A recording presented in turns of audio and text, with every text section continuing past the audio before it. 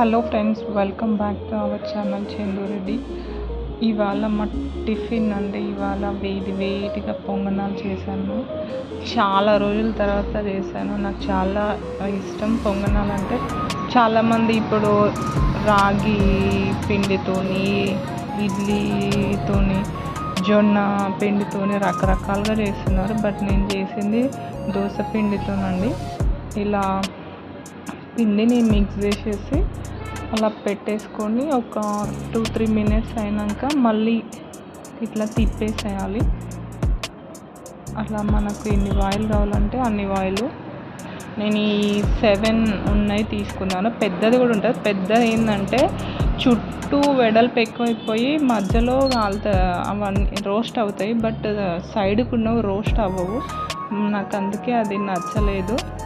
నేను before marriage మా అమ్మ వాళ్ళ ఇంట్లో తీసుకొచ్చాను. బట్ అది ఏంటంటే కాలలేదు. చుట్టుపక్కల మిడిల్లో మాత్రమే రోస్ట్ అయ్యాయి. ఇంకా వెడల్పు ఎక్కువ ఉండేసరికి అవి రోస్ట్ కాలేదు. ఇలా చేశాను.